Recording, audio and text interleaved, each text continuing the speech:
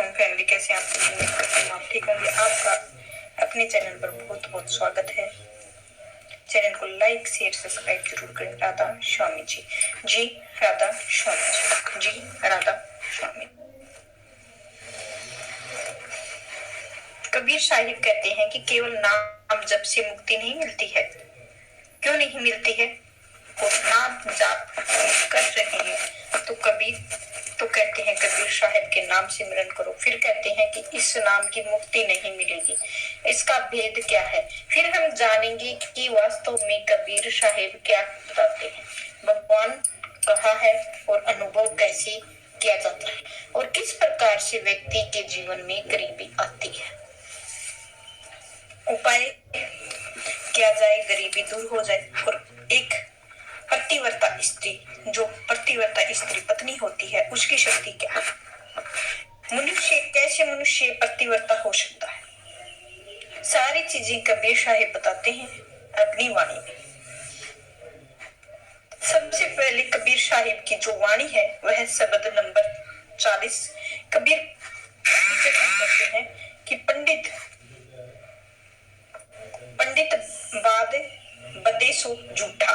जब कबीर साहिब से प्रश्न किया जाता है तो आप कहते हो कि नाम सिमरन से मुक्ति नहीं मिलती है, इसके पीछे का भेद क्या है? तो साहिब कहते हैं कि पंडित बाद बदे सो झूठा, राम कहे जगत गति पावे, खांड कहे मुख पीठा। जो पंडित कहते हैं कि भाई राम राम जपो, राम राम जय श्री राम बोलो, जय श्री राम बोलो, यह राम राम कहने से ही इस जगत की मुक्ति नहीं होगी। क्योंकि यदि केवल राम राम कहने से मुक्ति हो जाती तो फिर खांड खांड कहने से मुख भी मीठा हो सकता था। कबीर साहिब ने इस चीज को स्पष्ट कर दिया है कि भाई ऐसा नहीं होता है। क्या तुम पावक कहे पाओ, जो डाहे जल कहे त्रि बुझाई। क्या तुम जब भी आग आग कहती हो तो उसमें पैर जल जाता है? नहीं जलता है। ना तो पैर जलता है। जब तुम अग्नि के अंदर अपना पैर डालोगे, जब तुम सिर्फ आग आग कह रहे हो तो उससे पैर नहीं जलेगा। ऐसे ही जब जल पियोगे तो तुम्हारी प्यास बुझेगी। बोलने से प्यास नहीं बुझेगी तो केवल जल कहने से प्यास नहीं बुझती। तो इसी प्रकार राम राम कहने से इस जगत की गति नहीं होती है, जगत से मुक्ति नहीं होती है। तो कबीर साहिब की यह बात सुनकर जो लोग थे वो बोले कि आप तो कहते हैं कि स्वयं भाई राम नाम जपो, श्वास श्वास में नाम जपो, श्वास श्वास में नाम ले, वरदा श्वास मत खोए ना जाने, इस श्वास की फिर आवन ना होए यह स्वयं आपकी वाणी है। और फिर इस बिल्कुल सही बात है।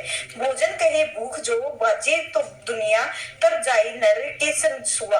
हरि बोले हरि प्रताप न जाने साहिब। कहते हैं कि भाई कि भोजन भोजन कहने से क्या तुम्हारी भूख भागती है? नहीं, तुम्हारा मुख सूखा जाएगा। इसी प्रकार केवल राम राम कहने से जगत की यदि गति हो जाए तो दुनिया तर जाएगी, सारी दुनिया पार हो जाएगी। राम कहने से जगत की गति हो जाती है। तो लेकिन ऐसा नहीं होता है। ना खांड कहने से मुख मीठा होता है और ना आग कहने पर पैर जलता है। भोजन कहने से भूख भागेगी तो कब भागेगी? जब तुम जल ग्रहण करोगे। प्यास जाएगी जब तुम भूख को भगाओगे। भोजन करके तब भूख भागेगी। जब तुम अग्नि पैर पे डालोगे तो भागेगी। कहने का अर्थ यही है कि तुम अनुभव करो तभी भूख भागती है। अगर अनुभव नहीं किया हो तो अनुभव नहीं किया तो वह मुक्ति नहीं होगी। अनुभव किया तो नहीं तो फिर शरीर ऐसे ही हो जाओगे जैसे एक तोता होता है। नर के संग सुआ हरि बोले, हरि प्रताप न जाने तो कभी ही उड़ जाए। जंगल में तो हरी सूरत ना आने। और जैसे कोई व्यक्ति वो तोता पाल लेता है और इंसान जब राम राम करता है तो तोता भी साथ साथ में बोलता है राम राम, लेकिन उस नाम की महिमा तो नहीं जानता है। वह उस राम की महिमा नहीं जानता है जब तक वह उसे क्या बोल रहा है, उसका क्या प्रताप है और महिमा, उसका गुण क्या है, भाव क्या है और वह बोल रहा है उसका अर्थ क्या है। मतलब तो फिर वे क्या फर्क पड़ेगा? बेशक कितना भी राम राम कहते रहो राम राम राम, जैसे ही बिल्ली दिखी नहीं सारा सारा राम राम राम भूल जाते हैं। और फिर क्या होता है, टे टे टे टे, यही इंसान की हालत होती है। यह इंसान भी बैठा राम राम राम करता है और जैसे ही मौत नजदीक आती है राम राम भूल जाता है, क्योंकि उसको उस राम नाम का प्रताप कभी भी अनुभव हुआ ही नहीं है। सिर्फ राम राम रटता जाए और अनुभव नहीं किया जाए, इसलिए राम की महिमा नहीं जान सकता है, उस नाम की महिमा नहीं जान सकता है, इसीलिए मुक्ति नहीं होगी चाहे कितना भी राम नाम जप क्यों ना कर ले। साहिब कहते हैं कि वही तो राम राम कहता है, यदि पिंजरे में उड़ जाए तो वह, जंगल में उड़ जाए तो वह वापस नहीं आता है। फिर उस बंधन में से उसके बाद फिर जैसे ही वह उड़ता है तो वह टह टह करता उड़ता है, फिर राम राम करता हुआ नहीं उड़ता है। उसके हृदय में सूरत में कभी हरि राम नाम का आता ही नहीं है। इसीलिए उसके भेद को समझो, और क्या कि बिन देखे बिन अरस परस बिनु नाम लिए हुए क्या होए धन के कहे धनिक, जो होवे निर्धन रहे ना कोई, कि जब तक तुम अनुभव नहीं करोगे, जब तक तुम उस नाम का प्रताप देख नहीं लेते हो, तब तक तुम उसकी परख नहीं कर लेते हो नाम की, तब तक कितना भी क्यों ना नाम जपते रहो, तुम्हारी मुक्ति नहीं होती है। जैसे धन धन कहने से कोई धनिक नहीं होता है, क्योंकि यदि धन धन कहने से धनिक हो जाता है तो संसार कोई निर्धन ही नहीं रहता, तो गरीब रहता ही नहीं, तो धनवान हो जाता है हर कोई इंसान। तो पहले तुम्हें जानो उसका भेद क्या है, मुक्ति क्या है, और साची प्रीत विषय माया सो हरि भक्त ने की फांसी, कहे कबीर एक राम भजे बिने बांधे और यमपुर जासी। सच्ची प्रीत हम लोगों की किससे है, विश्व से सच्ची प्रीत है, माया से है। तो सोचो, जिसकी प्रीत विषय और माया से होगी वो किस प्रकार से मुक्ति पाएगा। जो हरि भक्ति अगर किसी को मिल जाती है तो उन्हें लगता है कि मानो फांसी लग गई है, क्योंकि यह माया है, यह विषय वासनाएं जो है, जो विषय वासनाएं हरि भक्तों में फांसी ही तो है। इसीलिए हरि भक्ति इससे बचे रहते हैं, क्योंकि यदि कोई हरि भक्ति विषय में माया में फंस गया है तो इस संसार में फंस गया है, फंसा रह गया है। तो साहिब कहते हैं कि बिना उस राम नाम के सिमरन किए और तुम लोग हैं यमपुर में बांधे हो जाओगे, काल के ग्रास में बनोगे, यमराज दरबार जाना होगा, मुक्ति नहीं होगी। जब इस शब्द के अंदर कबीर साहिब ने कई चीजें बताई है, पहले इन चीजों को बताई है और अनुभव नहीं कर लेते हैं, प्रभु तक आप नहीं कर पाएंगे तो आप नाम की महिमा नहीं जान पाएंगे, तो मुक्ति नहीं हो पाएगी। तो अनुभव करो और पहले जानो कि वास्तव में मालिक की नहीं जैसे कैसा है, कैसे उसका अनुभव किया जाता है। दूसरा प्रश्न उठता है कि धन कहे धनिक होवे निर्धन रहे ना कोई। अगर धन के कहने से कोई लोग धनी हो जाए तो फिर कोई भी निर्धन नहीं रहेगा। यह तो निर्धनता आती क्यों है, यह गरीबी आती क्यों है, फिर गरीबी को हटाकर फिर धनी को कैसे हुआ जाए, क्योंकि धन कहने से धनी नहीं होता है, धनी कैसे हुआ जाए, यह सब प्रश्न उठे जाते हैं। कबीर साहिब के बारे में बताते हैं कि भाई सबसे पहले तो जानो भगवान का अनुभव कैसे होगा। तो साहिब कहते हैं कि एक व्यक्ति बड़ा बेरोजगार है, एक पैसे का मोहताज है और पैसे को कीमती के लिए मानो लाखों करोड़ों है, वह इसी को उठपटांग के में कहीं नौकरी मिल जाए तो एक व्यक्ति के पास उसे जाने का उसका साक्षात्कार और दूसरे के नगर में जाना था, लेकिन जेब में सिर्फ 4 आने थे, उसकी जरूरत कम से कम 10 आने की थी और 10 रुपए की थी। इकलौता साक्षात्कार कपड़े उसने पहने, पड़ोसी ने उसने अनुभव स्त्री करवाया, क्योंकि कपड़े पहनकर तैयार होकर ही फिर चला देता है, तो 2 रोटी मुश्किल से उसने खाई होंगी और फिर चल दिया। चिलचिलाती धूप में तरबतर शायद कोई पहचान वाले मिल जाए, पसीने में तरबतर हो गया और चलते चलते उसको पहचान वाला भी मिल गया, कोई उस अपने टांगों में बिठा ले और उसे बैलगाड़ी उठा ले। परेशान हो गया, नगर में जाना था, काफी देर तक खड़ा रहने के बाद कोई नहीं दिखा और मन में घबराहट और मासूमी थी, क्या करूंगा, कैसे पहुंचूंगा। तो मेरे पास तो मंदिर था, वहां पर भी पहुंच के दर्शन करने थे और प्रभु के फिर सीढ़ियों पर बैठ गया। फिर सोचा कि शायद कोई आए और शायद कोई उसके साथ बैठकर नगर में जा सकूं, समय पर पहुंच सकूं। और वह सीढ़ियां अपने पास फकीर बैठा था, देखा कि कितने पैसे जेब में है और कितने पैसे मेरे पास हैं, मेरे घर में है। तो फिर पैसों के टकराया और उसको नजरें उसकी हालत समझ के वो फकीर कहता है कि क्या कुछ मदद कर सकता हूँ तुम्हारी। तो उस व्यक्ति ने मुस्कुराते हुए कहा कि आप क्या मदद करोगे। तो उस फकीर ने कहा कि चाहो मेरे पूरे पैसे रख लो। वह मुस्कुराता हुआ बोला कि इन पैसों की मुझे जरूरत नहीं है। वह व्यक्ति चौंक गया। उसने पूछा कि आपको कैसे पता कि मेरे को पैसे की जरूरत है। तो फकीर ने गंभीरता से कहा कि मुझे लगा कि शायद आपको जरूरत है, क्योंकि व्यक्ति ने कहा कि हाँ, तुम्हारा क्या होगा, तुम दिन भर भीख मांगते हो, कमाती। हंसता हो बोला, फकीर था साहिब, मैं मांगता ही नहीं हूँ, बस लोग मेरे को कटोरे में पुण्य कमाने के लिए डाल देते हैं। फकीर ने उनका मुंह नहीं, सिर्फ भूख लगती है। तो वह व्यक्ति कुछ जड़ी बूटियों और कुछ औषधियां लगती हैं। मैं थोड़ा बीमार रहता हूँ तो खुद को अपना सारा पैसा मंदिर में दान पेटी में डाल देता हूँ, इसी से धन की जरूरत नहीं है। उस व्यक्ति के हैरानी से पूछा कि यहाँ बैठते क्यों हो। तो फकीर ने कहा कि आप जैसों की मदद करने के लिए मैं यहाँ पर बैठता हूँ, और मंद मंद मुस्कुरा दिया। फिर उसकी तरफ देखा तो उस व्यक्ति ने मुंह में देखता रह गया कि उसने जो फकीर था वह उस फकीर ने उस व्यक्ति के हाथ पर 10 रुपए रख दिए और बोला, जब हो तब लौटा देना। वह व्यक्ति शुक्रिया जताता हुआ वहां से अपने गंतव्य तक पहुंचा। तो उधर पहुंचा तो इंटरव्यू में वो है चैन हो गया और नौकरी मिल गई। खुशी खुशी से वापस आया और फकीर के धन्यवाद दिया।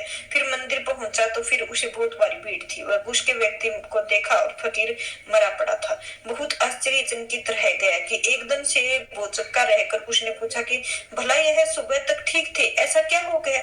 पता चला कि किसी बीमारी के परेशान थे और सिर्फ औषधियों पर जिंदा थे। आज उसके पास औषधियां लेने के लिए धन नहीं था तो और उन्हें कहीं ले जाने के लिए कोई तैयारी भी नहीं था। तो उसके पास पैसे नहीं थे ताकि वह अपना इलाज करा सके। तो वह व्यक्ति बड़ा अबाक सा रह गया कि फकीर को देख रहा और मर चुका था। मरते मरते भी वह अपने पैसे मुझे दे गया।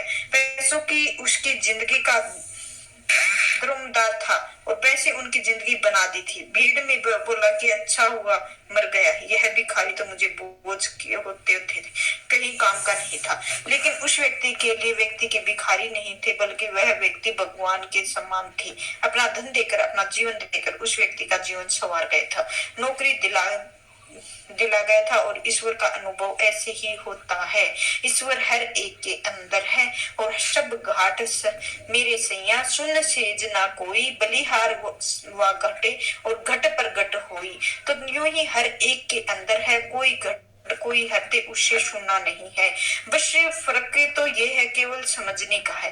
आप जैसे समझना चाहते हो वह आपको समझ में आ जाता है, जैसे अनुभव करना चाहते हो आपको अनुभव हो जाता है। जिसका आप अनुभव नहीं करना चाहते हो वह नहीं हो पाता है। और उसका अनुभव कहाँ से होगा, वहां पर कुछ भी नहीं कर रहे हैं, अच्छा हुआ मर गया है। तो सोच रहा हूँ अगर भगवान ने मुझे इसी प्रकार दर्शन देता तो मदद करता मैं। एक और भिखारी आता है, उसने दूसरे भगवान जब अपने नजरिए से, तो इसी प्रकार भगवान ने निर्णय होता है कि लेकिन जो लोग हैं इन चीजों के नहीं समझते हैं, ढूंढते हैं बाहर परमात्मा कहीं और मिलेगा। तो भीड़ में एक व्यक्ति उठकर पूछा कि आपने बिल्कुल सही कहा, भगवान इसी प्रकार मिलता है, किसी न किसी रूप में मिलता है। किसी ने वह तपस्वी श्री राम के लिए, किसी ने किसी श्री कृष्ण के लिए और किसी कोई ना कोई नरसिंह के लिए। तो भगवान हर जगह मनुष्य के रूप में दिखाई देता है। कबीर साहब ने कहा कि ऐसा तो नहीं है कि मनुष्य के रूप में ही। मत्स्य अवतार के आप लोग कहते हैं कि भगवान का अवतार है, लेकिन बताइए मत्स्य अवतार मनुष्य या नरसिंह मनुष्य के कच्छप मनुष्य और परमात्मा के कण कण में है। एक जीव में केवल अपने व्यक्ति जहाँ करता है, जिस प्रकार हृदय में भाव प्रकट करता है वही हृदय उसी ही में बलिहार जाता है। तो लोगों को कहा कि ठीक है साहिब आपने बताया, लेकिन साथ में ही यह भी बता दीजिए कि आपको निर्धन रहे कोई निर्भरता आती है। क्यों? कबीर साहिब बोले, निर्धनता क्यों आती है, इसका एक बार स्वयं समझाना, निर्धनता आती क्यों है। आपको भी अभी बताऊंगा कि चीज समझते हैं आप। कबीर साहिब बोले कि एक मछुआरा था, वह मछुआरा रोजाना मछली पकड़ता था समुद्र से। अक्सर घर से जब भी वह आता तो वह उस नगर के सबसे अमीर आदमी को देखता और उसे देख रहते सोचता कि काश मेरी किस्मत भी इतनी अच्छी होती, इतना बड़ा व्यापार होता और उसकी किस्मत अच्छी होती, कितनी शान से जीते और मेरी किस्मत कितनी खराब है। मेरी जिसकी वजह से मैं मेहनत करने के बावजूद भी गरीब हूँ, इसे किस्मत खराब ही तो कहूंगा। तो क्या एक दिन वह भी अमीर आदमी, उसको व्यापार में बहुत बड़ा नुकसान होता है, रातों रात सड़क पर आ जाता है, रातों रात उस पर कर्जा चढ़ जाता है। तो वह जानकर गरीब मछुआरा था, वह बहुत खुश हुआ कि उस अमीर आदमी का पता चलेगा कि गरीबी क्या होती है। अब देखिए संयोग की बात तो यह है कि अमीर आदमी उस मछुआरे के पास एक छोटे से कमरे में रहने के लिए किराए पर आया। तो अब दोनों सुबह जल्दी उठकर एक साथ मछलियां पकड़ते। एक दिन दोनों समुद्र में बहुत सारी मछलियां मिली। एक दिन ऐसा आया कि दोनों की ढेर सारी मछलियां पकड़ी और बेचकर काफी पैसे भी मिले। तो जो अमीर आदमी था उसने उतने ही पैसे खर्च किए जितने उसे जरूरत थी और बाकी पैसे उसने बचा लिए। जबकि वो उस गरीब मछुआरे ने अपने सारे पैसे जो थे वो किस पर खर्च किए, शौक पर। उसकी जरूरत पूरी हो गई, उसके बाद भी उसने शौक पर खर्चे किए, सारे पैसे समाप्त। लेकिन अमीर आदमी ने क्या किया, अमीर आदमी ने जो बचे हुए पैसों के उन्हें बचे हुए पैसों में दो लोगों के काम रख दिया, एक मछली पकड़ने वाला और एक गरीबी मछुआ।